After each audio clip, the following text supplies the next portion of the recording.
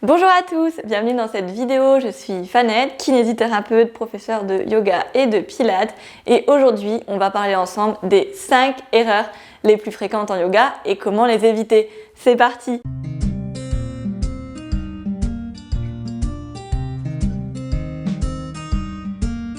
Donc, première erreur, c'est celle de voir le yoga comme un sport.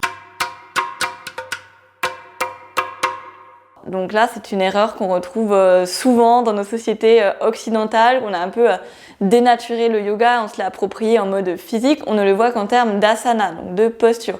Il faut savoir que les asanas ne sont qu'une partie du yoga originel, selon les textes de Patanjali. Donc ça, c'est vraiment les textes qui fondent un petit peu le yoga. Et en fait, la partie posturale n'est qu'un huitième du yoga. Souvent, on dit ah tiens, je fais du stretching après ma course. Ouais, je fais un petit peu de yoga pour m'étirer, tu vois, machin. Bah non, tu fais pas du yoga, tu fais des étirements, c'est pas la même chose. Le yoga, c'est vraiment un état d'esprit, c'est une manière de bouger, c'est une manière d'investir son corps, c'est une manière de penser au quotidien. C'est travailler sa respiration, c'est se comporter de telle manière, c'est être dans une recherche un peu intérieure et spirituelle. Donc ce n'est pas juste faire du stretching ou faire des belles photos pour les montrer sur Instagram. Deuxième erreur, qui va un petit peu dans la continuité de la première, c'est d'être dans la performance et la compétition. Parce que oui, si de base on voit le yoga comme un sport, on a envie de progresser dans ce sport, on a envie de se dépasser. Mais justement, un des principes du yoga, c'est la non-compétition et c'est avec les autres et avec soi-même également. Donc si dans votre cours de yoga, vous regardez à droite à gauche pour voir tiens, est-ce que le voisin il tend plus ses jambes que moi en chien tête en bas, tiens, il les tend plus, alors je vais essayer de faire pareil que lui.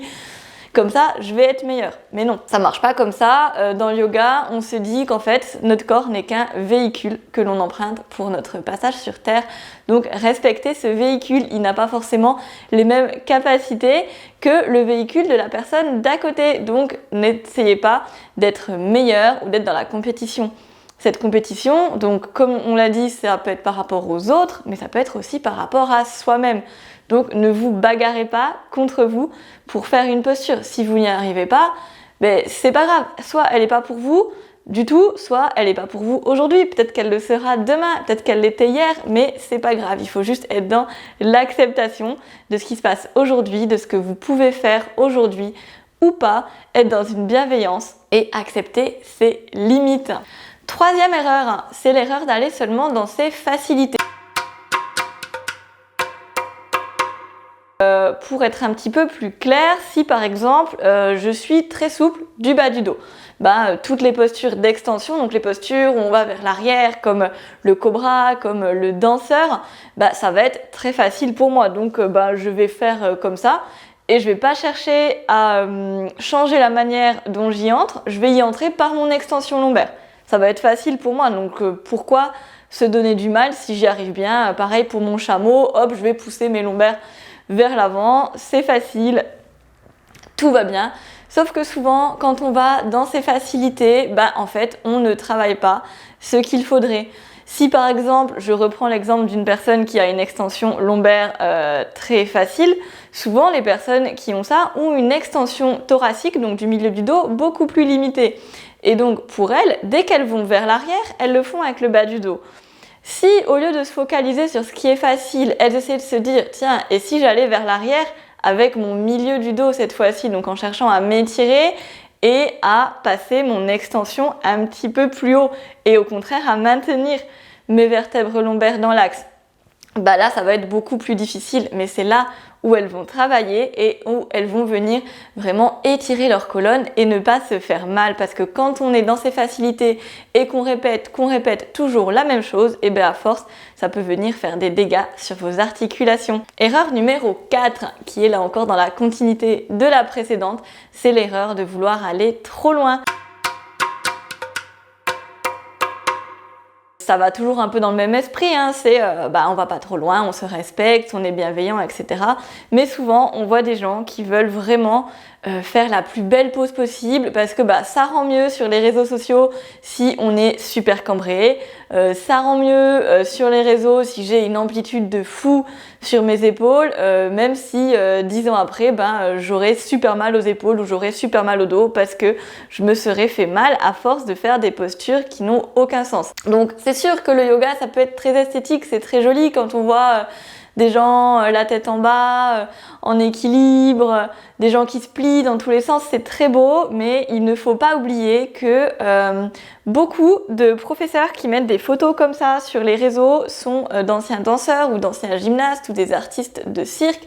Et ces postures ne sont pas accessibles à tout le monde. Il faut avoir le corps, le véhicule qu'il faut pour certains ajustements. Donc vous n'allez pas trop loin.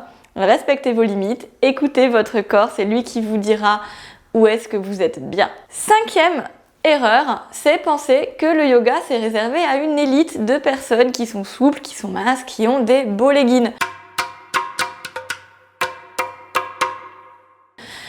Donc le yoga c'est pour tout le monde. Moi j'entends souvent des patients qui me disent ah mais non moi je vais pas faire du yoga, je suis vraiment pas souple, c'est pas pour moi. J'ai envie de dire au contraire, hein. Déjà c'est qu'il faudrait peut-être travailler un petit peu ça si vraiment on sent qu'on a ce déficit. Donc le yoga, il n'y a pas besoin d'être souple, il n'y a pas besoin d'avoir beaucoup d'équilibre, il n'y a pas besoin d'être sportif pour faire du yoga. C'est vraiment une discipline qui s'adresse à tout le monde, des enfants jusqu'aux personnes âgées, jusqu'aux femmes enceintes, aux gens qui ont des problèmes de colonne vertébrale, aux gens qui ont des prothèses, aux gens qui ont de l'arthrose. Vraiment, le yoga, c'est une manière de bouger et justement d'être bienveillant avec son corps, de s'écouter. Donc, de plus, il y a tellement de types de yoga que c'est sûr que vous allez trouver un yoga qui vous convient. On a des yogas qui sont très doux, qui sont très calmes, comme le yoga nidra ou comme le yin yoga, où franchement il n'y a pas besoin d'être souple du tout parce que c'est vraiment des postures qui sont très douces, très statiques, qui sont faites pour être vraiment dans une écoute corporelle et une détente. Bien sûr qu'il y a des yogas plus dynamiques comme le vinyasa, comme l'ashtanga, comme le power vinyasa. C'est sûr que si vous n'avez pas travaillé vos capacités corporelles avant, ça va être difficile pour vous. Mais ne vous arrêtez pas à ça. Faire du yoga, ça a tellement de bénéfices que ce serait dommage que tout le monde ne puisse pas en profiter. Voilà, donc c'était les 5 erreurs les plus communes en yoga. Donc on récapitule.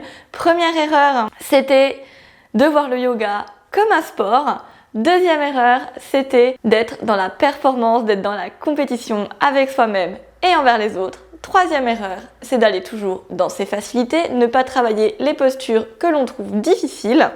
Quatrième erreur, c'est celle de vouloir aller trop loin pour faire comme le prof ou pour faire des belles photos.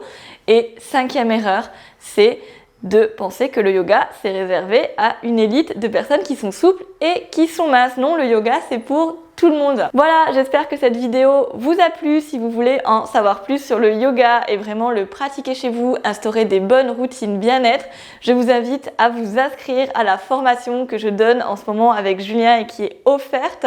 Le lien est dans la description et c'est les bases du yoga en 7 jours. Donc 7 jours de contenu exclusif sur le yoga pour vraiment bien débuter, bien apprendre et mettre en place des choses qui nous font du bien. Je vous dis namasté et à très vite.